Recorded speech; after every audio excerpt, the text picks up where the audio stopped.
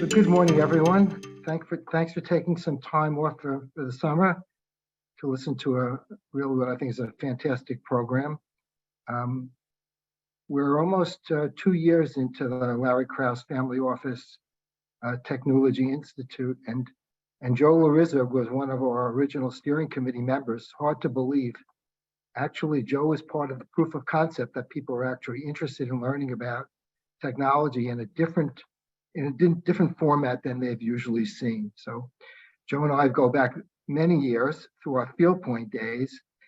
He founded Mirador in 2015, and it's turned into a technology powerhouse, really. He's grown the firm in many different directions, all servicing the high net worth and the wealth management community.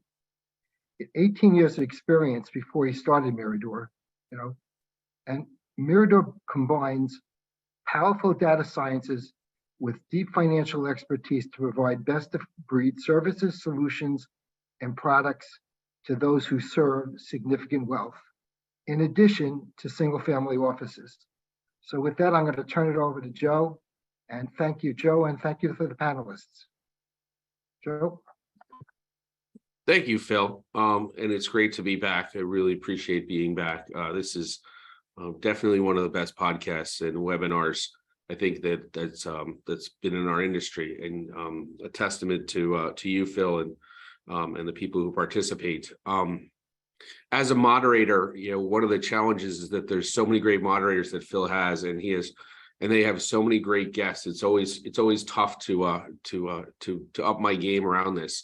But in this case, I think we really did with two amazing pieces of technology that I think are going to really help take the technology for families and wealth management to the next level. We're going to talk to two different firms today. The first one being a firm called VRGL. They're doing some really interesting analytics that I think are going to really help people optimize their portfolios. And the second being Allvue. Many people may know Allvue from the GP space, helping the funds that you all subscribe to as LPs, but they're also their offering is frankly being extended into the LP space. And I think for the right families and for the right wealth managers, it'll give perspectives that maybe some of the other tools that you're using don't. So a little bit of housekeeping today. We're going to talk to VRGL first, and then we'll talk to Allvue. We'll save questions to the end, but we definitely encourage questions. So there's the Zoom chat. If you want to put your questions in the Zoom chat at the end, we'll get to as many as we have time for. And otherwise, we're going to try to keep this an open dialogue. So with that, I'd like to introduce our first guest, Josh Smith. Josh is the founder and CEO of VRGL. We've been seeing them a lot at places like WellStack and T3, and by the lines at their booths, there's a lot of interest for what they're offering. So with that, Josh, I always like the speed round first. Can you tell me a little bit about VRGL? Who your target clients are, who your competitors are, what your cost is, number of clients, things like that. Yeah, thanks, Joe, and thanks, Phil, and thanks everyone for joining. Glad to be here with Allvue as well. So I guess a little bit of context would help. Before VRGL, I was co-founder and CEO of a company called Solovis, which is now a part of NASDAQ. I believe Mirador actually leverages Solovis for certain clients and in certain aspects of their business, of your business, Joe. And that was incredibly informative, right? Worked with many of the world's largest institutions, many of the world's largest families, and multifamily offices, less so on the wealth management side. And what was funny is when that business was bought, I had a lot of learnings from Solovis, one of which was, simplicity and user experience could have gone a long ways if that had been the focus from the get-go. And then we also just saw a real ask from the wealth management side of the floor. Could you potentially move Solovis over, or could you potentially, have a use case for that? And of course, VRGL in no way, shape, or form is competitive with Solovis. It's not, explicitly competitive with Adipar or some of the other, wealth management, performance reporting, and analytics solutions that are out there. What we saw, once we exited Solovis to NASDAQ was a real opportunity to tackle, the problem surrounding whether it be single family offices, multifamily offices, and registered investment advisors or wealth managers, is this disparate data problem, right? Many of us know how difficult implementations are when we bring on a financial solution or a reporting solution or an analytics solution. It was something we lived and breathed every single day.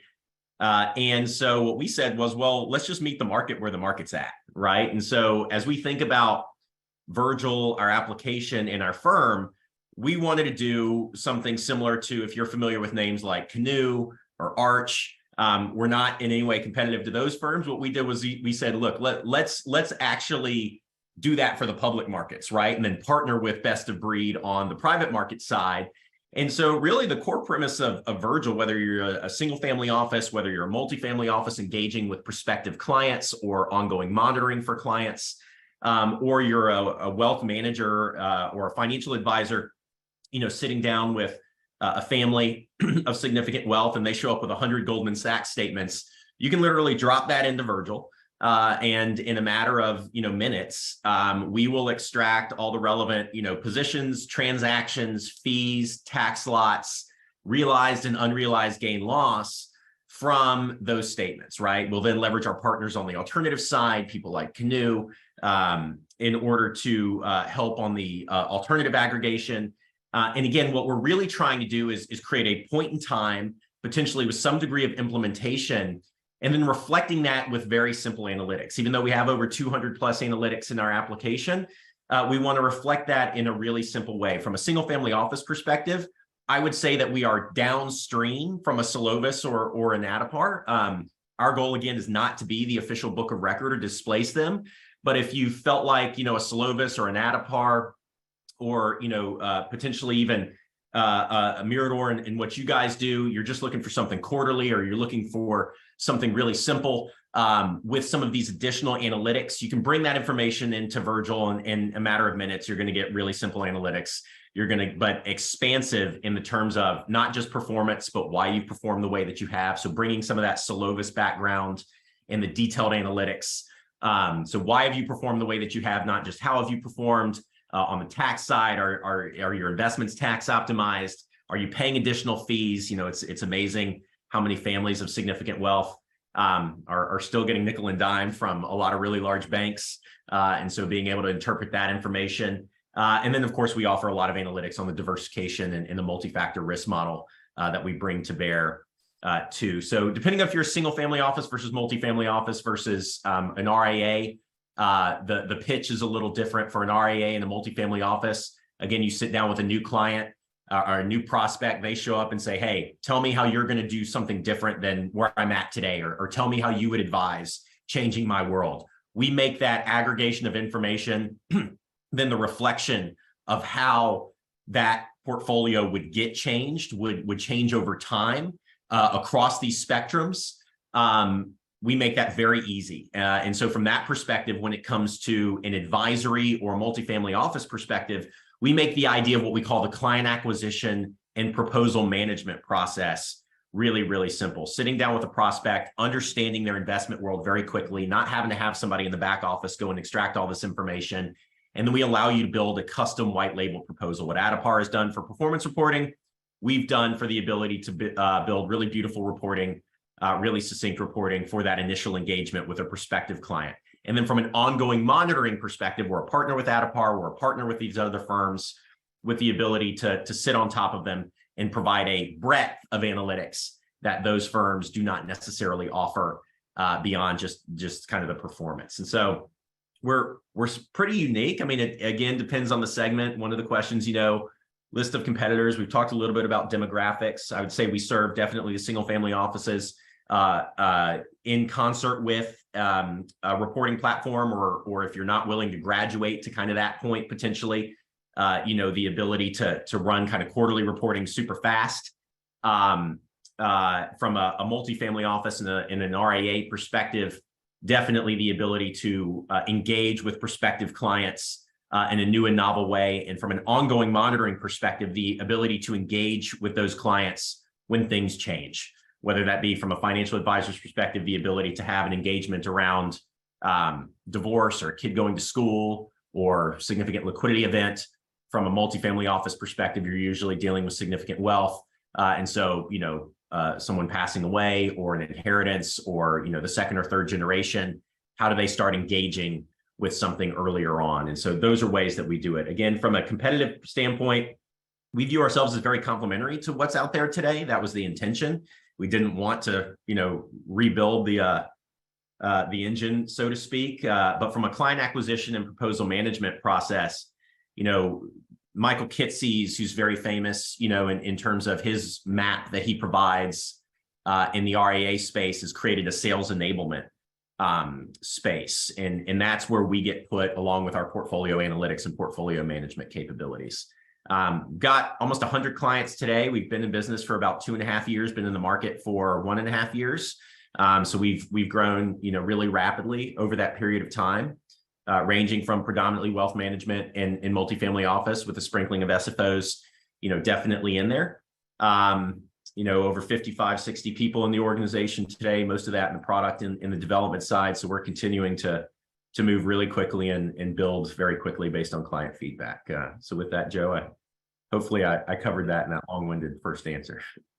Awesome, Josh. Thank you. No, that's great. What I really appreciate your tool is if you think about Adipar and Slovis and all the rest, right? Their focus is on balances, it's on return, it's on risk. And obviously there's a lot more to that, but essentially that's what they're producing. And all, on a pre-tax basis, really on an institutional basis. And what I really found intriguing about your tool is that you're answering the question that a lot of non-institutions want, particularly in the high net worth segment. So and I know there's 4 distinct areas that your firm focused on. Well, let's drill down a little bit from the high level and talk specifically what you provide, because I think that's really where the meat is here. So like on fees, you're the first system that I've really seen that can actually accurately portray the entire fee picture of the client. Can you elaborate more on that? And then we'll go on the others. Yeah, for sure. And one thing that I want to point out is depending on where we're engaging, right? Whether that's that prospective client engagement, if you're an MFO or an RIA, or if we are kind of tracking on top of your custodian. So I want to definitely make sure that we kind of talk about both. But let's just assume the data is consistent, because it's not between those 2 different use cases. But let's just assume we've got consistent data. We really, the institutional segment, you look at your average major endowment or even large family office or pension fund, you've got anywhere between 30 to 50% plus in alternative investments, right? And how you define alternative investments is up to you. But we can say private partnerships, hedge funds, private credit, venture capital, growth equity, things along those lines, real estate, natural resources. And so, what we see is a lot of SFOs who have recently become SFOs, right? It's a very, very fast growing segment in financial services and in wealth management that are, just looking for ways to get a handle on, hey, I want to consolidate advisors, or I potentially want to move into an internal CIO model, or I want to, contemplate, a discussion with one or more of my advisors. I mean, we've seen single family offices that, have CFOs, no CIOs yet, and have 7 advisors, across the United States and internationally, right? How do you bring that information together? And how do you make sense of it? And how do you contemplate that next phase of growth? And that's really what we wanted to do from, a fee perspective is certainly give someone the ability to elucidate and illuminate, everywhere that they're getting charged fees, whether that be in the bank account, whether that be percentage of commitments, whether that be, you're 2 and 20 or 1 and 10 on the alternative side. And candidly, if you're investing in direct securities, are you getting transaction costs associated with that? What's your advisory fees look like? How are margin costs, affecting your portfolio? And so we just thought it was something that was very sorely missing from the analysis, right? A lot of people want to talk about, after tax and after kind of net fees. Well, what are the fees you're actually getting charged, right? And where are they coming from? And how can you potentially minimize that? And are you being paid appropriately for the fees that you're paying, for the liquidity risk that you're taking, and for the overall risk, that you're taking? And so fees, we think are a sorely missing component of that. And so everything that we do in very, prior Solovis-esque kind of form is full look through, right? Whether that be in our performance, whether that be in our risk analytics, exposure analytics. We are looking through to the underlying securities. We are looking through to the underlying fees. We're not just saying, hey, your net performance of your advisory fee or net performance of X is Y. We're looking at all of it and creating a blended fee. And you'd be surprised at how high those can get sometimes if you're not careful. The other thing that we've seen is just billion-dollar families getting charged thousands of dollars in banking fees, and it just doesn't make sense, right? It's why, if you've got that size relationship with a bank, are you getting hit there? And so that's a good example of fees. On the performance risk diversification side, again, we wanted to be supplementary and complementary to the systems that are out there, right? Solovis, Adapar, you talk about more on the wealth management side, Orion or InvestNet. And, again, we view those platforms as being predominantly focused on performance reporting. And so we saw real opportunity from both a performance side, a risk and a diversification side to expand the analytics, not to replace what those systems do, but to start to define why you've performed the way that you have. Was it good security selection? Was it good asset allocation? From an attribution perspective, diving deeper into what actually generated the return and how did that happen? And from a risk perspective, certainly bringing a really simple multi-factor risk model to bear. So you don't have to pay the inherent costs associated with some of the larger players in the space if you don't want to. And then from a diversification perspective, again, just going full look through, right? In a really simple way. We've got a global security master file. We're looking through all of the underlying funds and assets and trying to bring that, in a very simple way, right? As I said at the very beginning, my learnings from my prior life, we're just create simplicity where you can have simplicity, right? And so with the performance risk, diversification, taxes, and fees, all the analytics that we do fall within that framework. And I think really in a simple way, give people clarity on, how they're allocated and what's going on. Again, with the desire of being complementary and sitting on top of the other applications. But let's talk about tax, right? Because unfortunately, many of us aren't non-taxable institutions. Connecticut being one of a fun tax regime for me. And can you talk to us about actually how you're getting the after tax information, and to what degree are you looking at taxes? So, if you're internationally domiciled, or if you're particular state domiciled, if you have different, types of trust, like how does that all play into your tax analytics? Yeah, so our tax analytics, at this point are, fairly complex, and they continue to get more and more complex. So I'll just kind of share that as a starting point, right? We're certainly not there to replace the CPA at this point in time. Although that's a side conversation about some of the systems that are coming up in the marketplace. So from a tax perspective, we really take it from two approaches. We take the approach of, if you have enough information, how has your investment advisor, whether that be an internal CIO or a series of advisors, how have they invested you, right? Are you in an optimal tax regime, right? And optimal tax that's a bit of a misnomer, right? I mean, there could be very good reasons for why you have high turnover. If your advisor or CIO, saw the beginning of 2022 happening and you had been highly allocated to technology, and you either had two choices, right? Hedge in some way, structured notes, or get out, right? And so if they took that and then you took some gains on that, that could have been a good decision, right? In 2022. Now, if you missed the run up now, that's a separate conversation. But, what we're highlighting are the areas where organizations or people with significant wealth, individuals with significant wealth, are going to generate taxes from. And then we highlight, have those ratcheted up on a scale that should cause concern, right? So it's more of are you drawing taxes, or are you putting yourself in a situation where taxes can get you kind of on a scale, right? It's not meant to be, you should be allocated this way. That's what we're not trying to do. The other area that we address taxes is in the area of transitions, right? So if you make an asset allocation transition, again, from a registered investment advisor perspective, if you're talking with a client and moving them from a portfolio to another portfolio, one thing you don't want to do is generate a multi-million-dollar tax bill in order to move them from point A to point B. That's going to get that relationship off on a really bad foot. If I'm a single family office and I brought in a new CIO, or I'm making a holistic asset allocation change, how do I make that asset allocation change from a risk, from a tracking error, and from a overall asset allocation perspective by minimizing the tax consequences, right? So where can I move assets from point A to point B? By minimizing tax consequences in my portfolio in order to achieve the ultimate outcome over some period of time. So said simply, we think of it as tax budgeting. And that's certainly an area that we think is sorely missing because, again, you know, as a individual of significant taxable wealth or serving individuals of significant taxable wealth, the ability to transition portfolios is complicated if that person has significant unrealized gains, right? And no offsetting losses. And that's an area that we felt needed to be addressed. Awesome.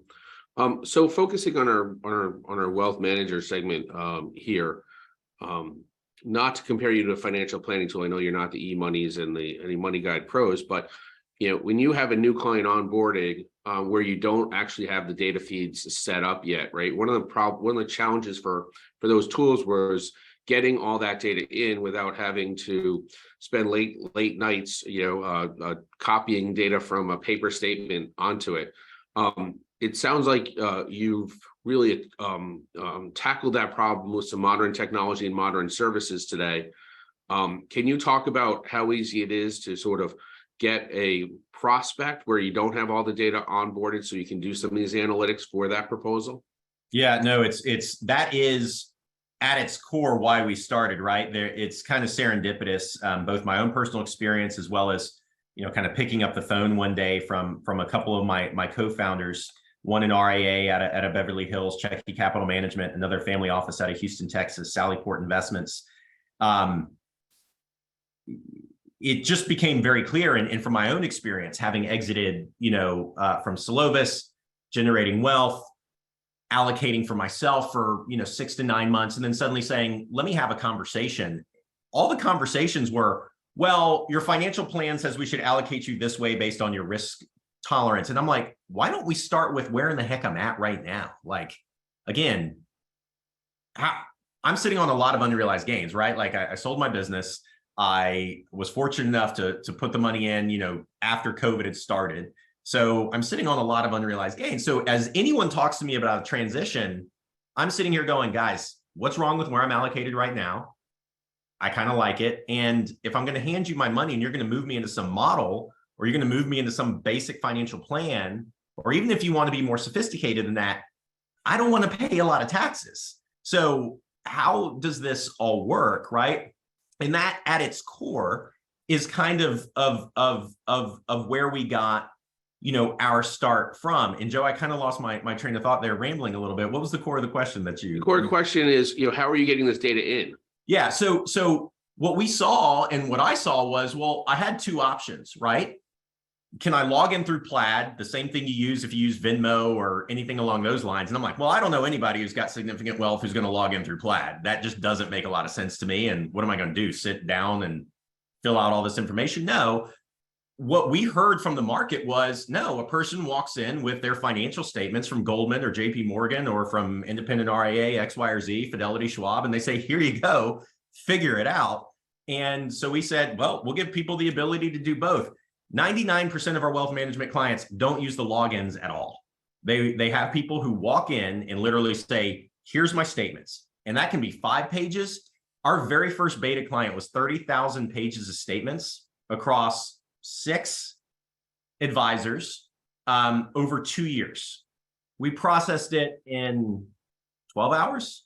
The firm said that would have taken them probably 9 months to go through, right? And so very similar, as I alluded to earlier, what kind of Canoe and Arch and firms like that have done on the alternative side, we saw an opportunity to do on the public side and on the wealth management side and on the retail custodial side, Because unlike the institutional side, the institution walks around with ownership of their data. If I'm an institution, I can say, hey, that's my data. I'm going to use Adipar, I'm going to use Solovis, or I'm going to use Mastro, or I'm going to use a firm like that, pipe it in. You don't own the data from a person going and talking to a new financial advisor.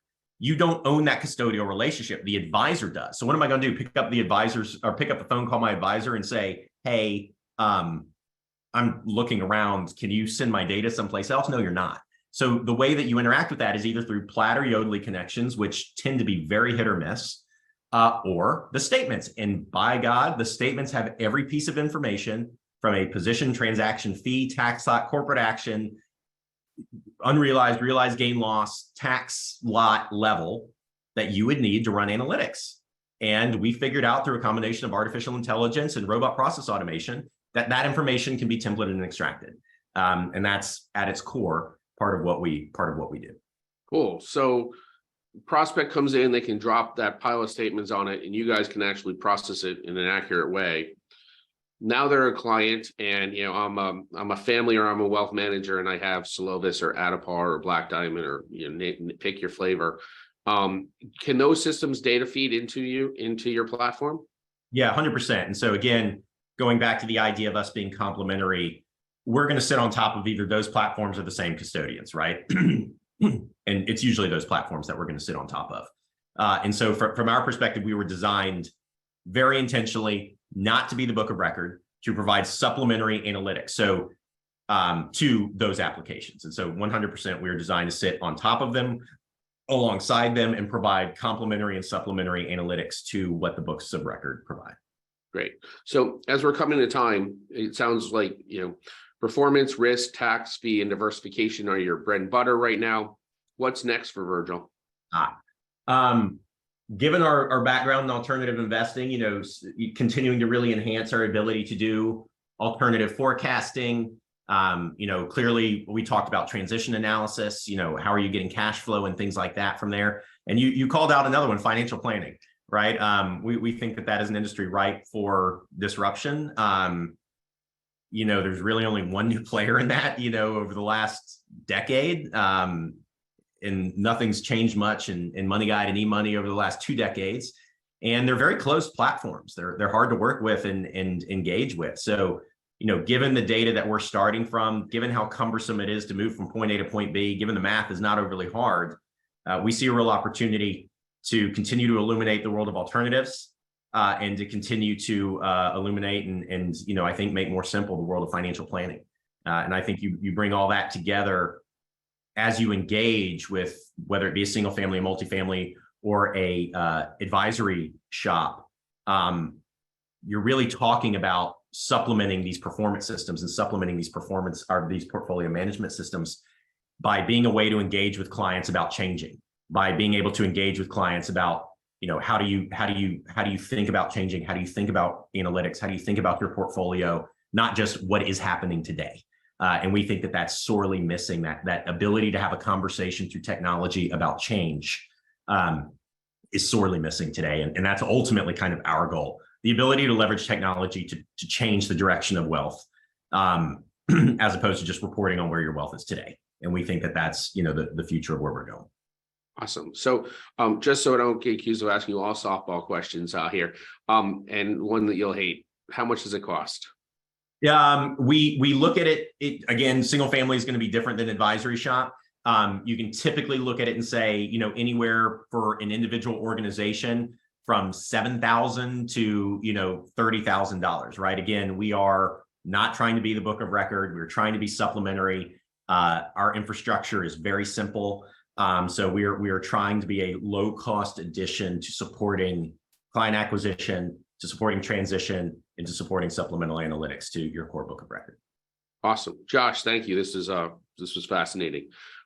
Again, just as a reminder, feel free to put questions in the chat, and Josh will be happy to answer those when we get to the third part of the presentation.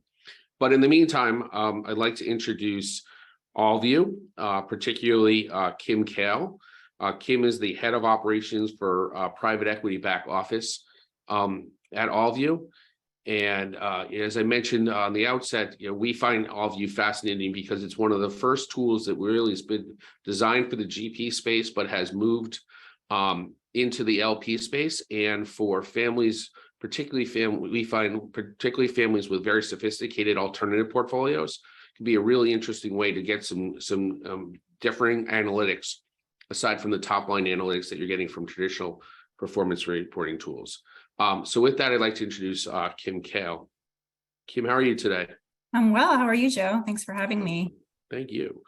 So again, I'm going to ask you the same sort of rapid fire question. Yeah. Can you talk to us about Allvue? Who's your typical client demographic? Who are your competitors? How big are you? How long you've been around? Yeah, sure. So absolutely. Thank you. So Allvue was actually formed back in 2019 as a merger between two companies, AltaReturn, which is the company I was part of at the time, and Black Mountain Systems. So we're private equity owned by Vista Equity. And kind of their investment thesis is to bring together two companies that really do specialize in the alternative space. So we can service both the credit side of alternatives as well as the private equity side. So that was the formation of that company. But the product that we have that really services the family office space really was the AltaReturn side of the business, because as you mentioned, we first developed the software to service private equity firms, venture capital firms who have various security types in their business. But we also took on large LP customers with big alternative portfolios. And I think the strength of the platform is the fact that it is Josh had mentioned, the single source of truth. That's what we want to be, is the single source of truth for your investment portfolios and to produce the full financials of a firm. So what we found, and especially due to our very, complex allocation engine that we have within our partnership accounting module, is that this very much appealed to the family office space, who had very complex fund structures, ownership structures of the various family members.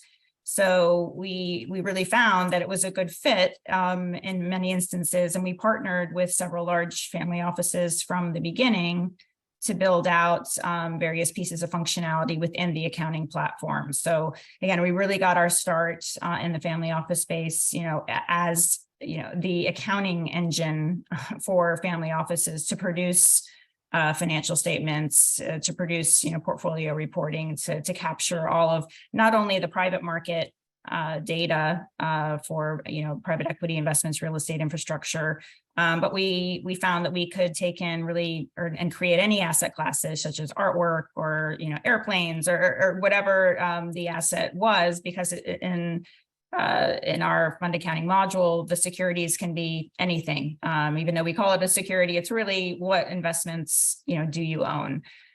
So we found a lot of success there. As far as how many customers we have to date in total, it's around, I was trying to get these numbers it's always hard to get the numbers from sales, between like 275 customers in total, about 10 to 15% of which are family office customers today. So, we have found, again, it's not, our main market, I guess, that we service, but for family offices that really are looking for that next level of accounting, the QuickBooks is, difficult really to manage, a lot of family members, a lot of assets, different entities, we make that very easy from a data input perspective, as well as from a reporting perspective. So we have powerful reporting tools. We work with a data warehouse, so it's kind of bringing all that data in. So, depending on your level of, expertise in technology, you can build out your own reports or work with us to kind of customize the reports that you or your family members want to see.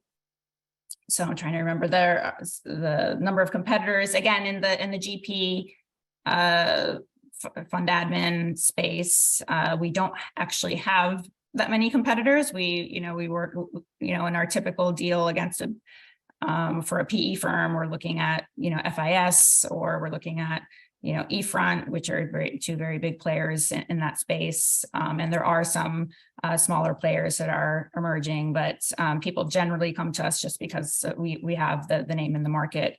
On the family office side, SCI Archway comes up a lot, because if you're looking for a product like ours and the partnership accounting solution, there's not that many people that really can do what we do. So, but you have to be looking for that specifically, and that needs to be your pain point in the organization. And let's talk about the accounting side of it, Kim, and check me if I'm wrong here, right? When we talk about being your accounting solution, if you're a family that's just looking to track, their house expenses and things like that, that's not what we're talking about. I think what we're really talking about, right, is and where we see it is where you really want to get to that next level, particularly of your alternatives portfolio, right? So with Adipar and certainly Black Diamond Orion, really all they're tracking in a lot of cases is the top line numbers, right? What you're getting out of your capital call statements and your statements and your transactions, right? Whereas with Allvue, we're finding that our more sophisticated families are tracking all the underlying investments and all the ins and outs of the transactions around that, right? I mean, yeah, exactly. Do I have that right? And can you elaborate on that for me? And it's also truly the debits and credits, right? We're not like a single-sided ledger. We do feed data for some customers to Adipar, for example, but as again, the single source, everything is going in to Allvue, and then, out to Adipar, because we can feed data to any, external reporting system. We don't force you to use ours, but really it's for that specific need around having a full book of record within the entities that you have in the family office, correct? And then as far as the investment portfolio, yes, drilling down into, so if you're invested in a bunch of private equity funds, but you want to know what do those private equity funds hold, you can get to that underlying layer of detail and track quarterly costs and values and the NAVs and all of that stuff that becomes important in order to track the private equity portfolio. So again, for our, we have fund of funds customers, just the classic LPs that are, just investing into other private equity funds, and they do that quite successfully with Allvue. So that's interesting, right? And I think this is the trend we're seeing, is that as the alternative portfolio becomes a bigger part of a centimillionaire or billionaire family's portfolios, right? They are really setting up fund of fund structures, it feels like, right? And then really need to understand all the underlyings out of that. Is that a typical use case that you're seeing on the LP side? Yeah, absolutely. So tracking all of that data is becoming quite critical for all. I mean, we still do have some LPs that literally just track the cash flows, in and out of the fund that they're invested into.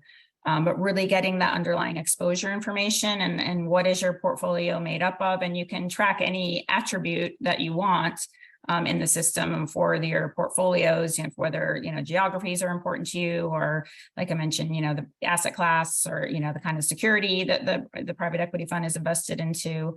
We have a lot of clients that also do fixed income and, bringing that into the system as well. So it doesn't have to be private equity, but definitely for the private equity portfolios, getting that underlying layer of detail is becoming more and more important.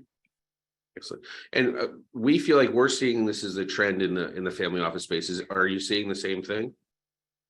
Yeah, I think it really depends on, it's a lot of work. I mean, as far as, getting to that layer of detail. So, if we're dealing with, a family office that only has like a couple of people kind of trying to manage the books and tax and everything else, then adding on top of it, oh yeah, now, track all of this underlying layer of detail, which is why we're trying to make it as easy as possible to sort of get that information, working with, Mirador and other, and other folks to be able to kind of get that data already and then feed it in.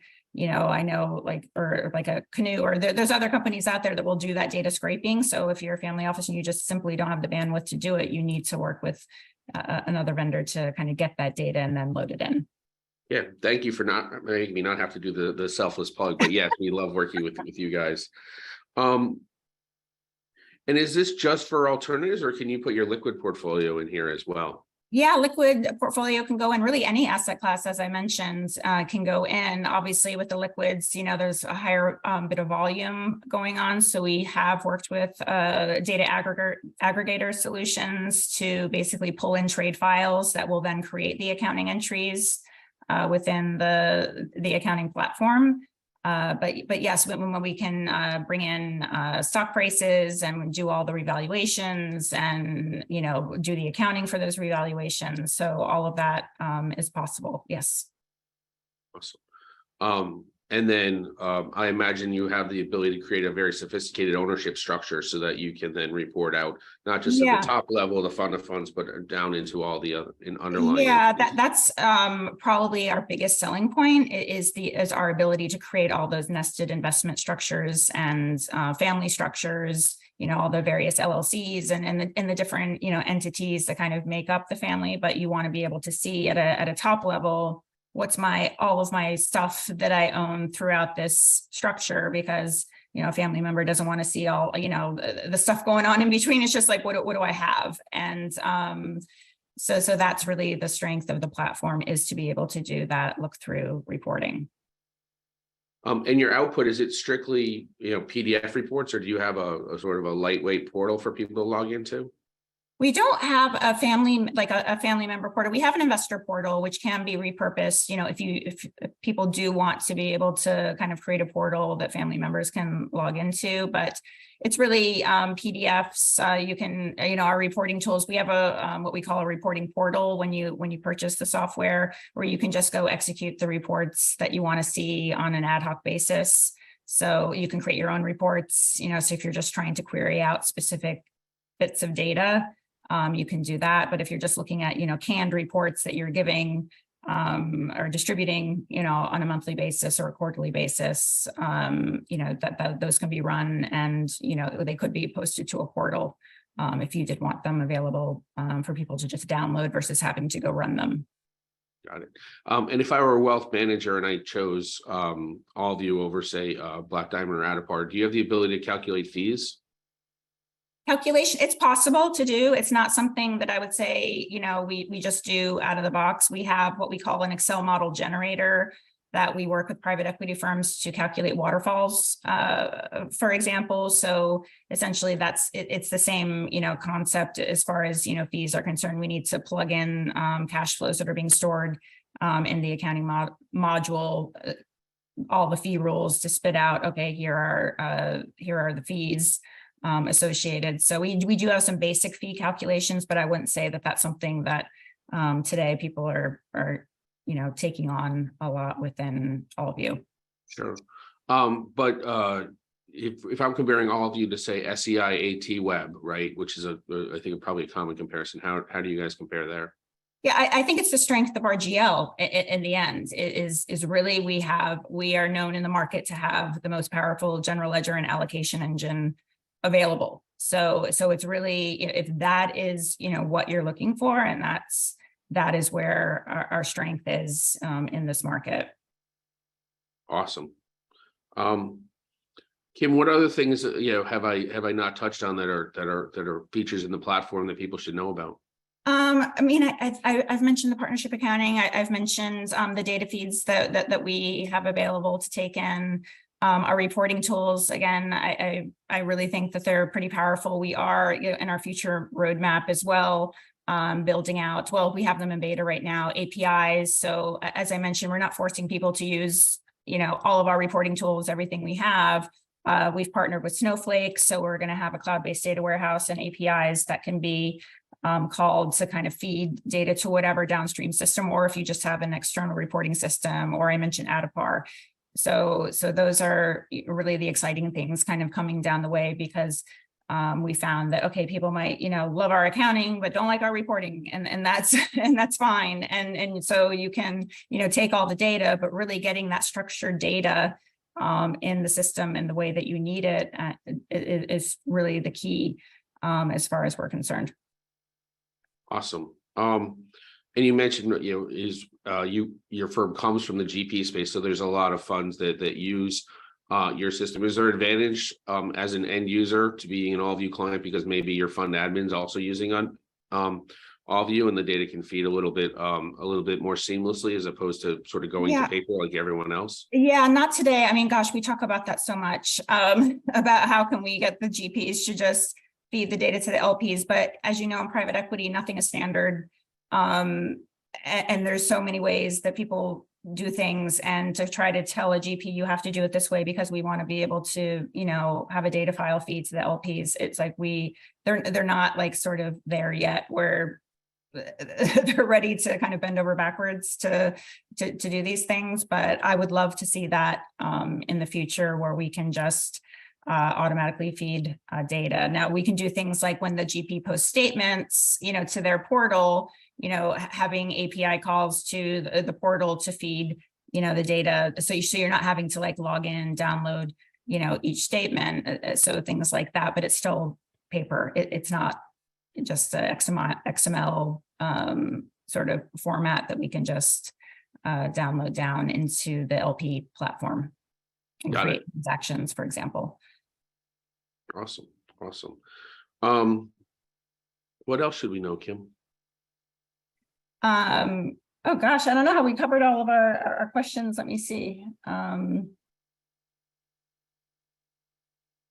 I don't think there's anything else to mention. So as a family thinks, you know, it sounds to me, and I think you're right, this is the premise going in, that you're really focusing on a more sophisticated family, a more alternative heavy family. You know, so when you are pitching against Adapar or Black Diamond or even Archway, you know, can you again just sort of summarize the strengths and why one would pick your firm over some of the others?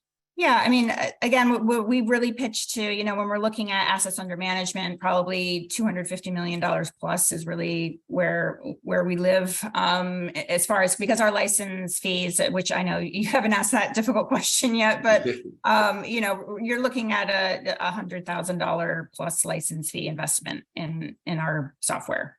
So it is user-based, so it might not be that much, but our typical, just when we look at typical cost of the platform. So it's not cheap, but we do, again, provide that single source of truth and the ability to kind of create really flexible reporting. So it comes down to what your pain points are, what is the important thing that you're trying to solve.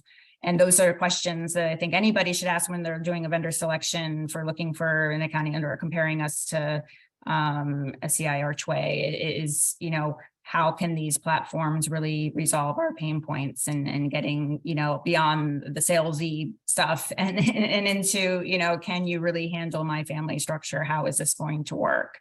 And those are really when we work with customers that, you know, have that interest, I guess, and into diving deeper into it, they realize that we really are the superior platform. Awesome. You hit on the costing. Thank you. And if I have this right, you know, as an accounting platform, you charge more on a per user basis than on a basis points on asset basis. Is that correct? Yes, that's correct. Awesome. So large families fear not. Great. Kim, thank you very much for your time. Yeah, thank you. I appreciate it. This is a very cool platform, and it's I know the families that we support on it, you know, are doing some really interesting analytics on it and getting to what they're trying to answer. So great. With that, I'll open for questions. I haven't seen a whole lot of questions in the chat, so hopefully, I doubt it's because I did such a good job. But if anyone has any questions, please let me know. So we got one that start. Are outsourced CIOs using Allvue, Kim? They sure are. Yes. We have one very large one in Virginia that is using our platform. And again, they're one of the ones that are also using Adapar. So again, they can be complementary to each other. Awesome. Hey, Josh, you know, one of the things that impressed me when I saw your tool was your ability to sort of capture fees of the underlying securities, I think, right? Like, are you capturing 12b1 fees and other embedded fees in the actual the actual securities that you don't necessarily see as individual transactions? Yes, and pardon me, we are, and to the extent that it's not abundantly clear, we are making estimates of such. So we have a global fee master of virtually every asset class. And so, that's the intention. And that's actually going into our tax analytics as well. And so one of the things, mutual funds are, I'm not going to say falling out of favor. They're still a large asset class, but certainly for, I think, this segment, not used in a lot of ways, but where they are, those fees can be legitimate and real. So yes. Awesome. Somebody asked what Mirador's role is with Allvue and with VRGL. Again, frankly, we find these, as consultants who help wealth managers and families select, implement, and integrate solutions. We find these two tools to be cutting edge, which is why we invited them. With VRGL, as they mentioned, there is the ability to drop paper down on your desk and have someone process that. Today, Mirador processes over 75,000 alt statements a month, and also on the liquid side. So we can work with VRGL of feeding that data in, either because you have the paper or because you're an Adipar or Black Diamond or Slovis or other client, and we know how to get the data from one system to the other. In the case of Allvue, we will operate Allvue for you. Again, a lot of that is, as Kim mentioned, the scourge of our industry is the GPs don't give us data feeds, so we know how to get the data in Allvue, and we can reconcile that and do some of the light accounting work, although we're not accountants. As I mentioned, Allvue is really picking up traction. It seems like over the last 18 months in the LP space, as people have larger alternative portfolios and really need to see or want to understand where the performance is coming from and how to attribute it across the fund and or family members.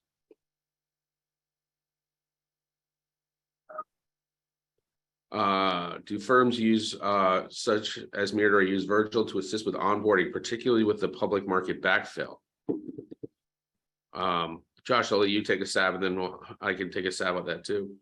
We'd love to work with Joe, and given the newness, we're just starting to spread our wings. We had to get it right internally first, but I'm sure Joe and I and my team will pick up that conversation. I know they've just gotten started, but yeah, exactly kind of that point.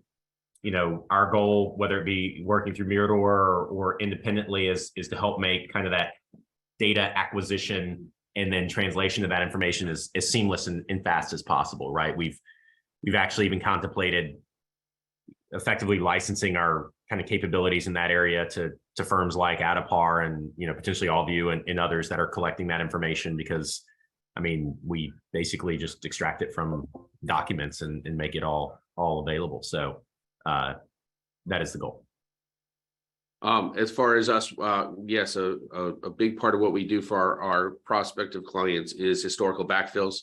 We have an entire group of staff that we like to call data monsters, who are just used to ingesting years and years of historical data and getting it into whether it's VRGL or Allvue or any of the underlying systems for our clients.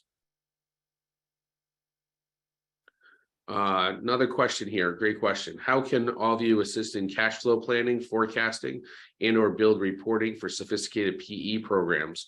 Or is it better piped into something downstream?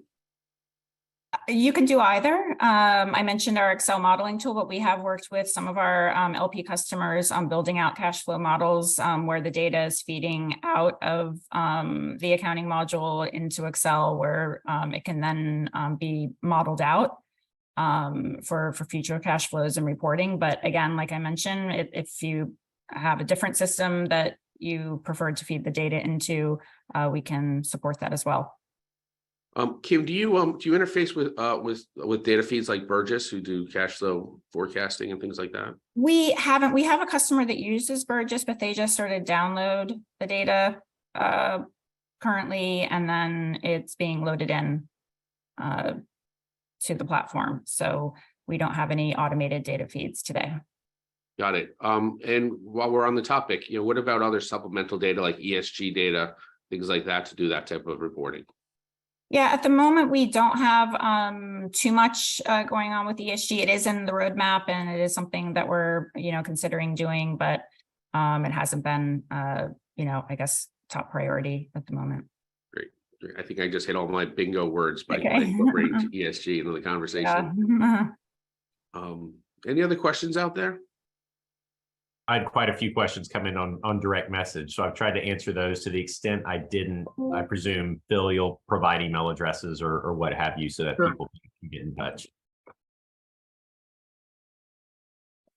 Josh, is there anything in particular that is not specific related, but just a general question? There were just some questions on the fee. Is it annual or monthly? That is annual. The 7 to 30K is annual fee, so not monthly. There were some pretty specific questions around fees and things like that, and it just sounded like people had really specific questions on how it could engage, and so I asked people to reach out. But again, happy to. If anyone does have a more general question, happy to answer it. But if we're going to get into specifics of a firm, we'll handle that one-on-one. Thank you so much, Josh.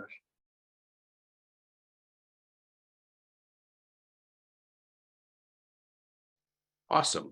Well, everybody, thank you again for your time. Hopefully you found this as interesting as I did. Again, I think two firms that are really leading the industry in terms of some of the trends that people are trying to do in terms of data analytics. And feel free to reach out to Kim and Josh. I think if you use hashtag Tech-NEW-logy, Josh will give you a 10% discount is what I heard. Just kidding. With that, everyone have a great day and enjoy your summer months. And I look forward to Phil's next program. Thanks, Joe. Joe. Joe, thank you so much for some great choices in terms of panelists and your moderation. And Josh and Kim, really thank you for your time. And I learned quite a bit on this call. You were really cutting edge, both of you. Thank you so much.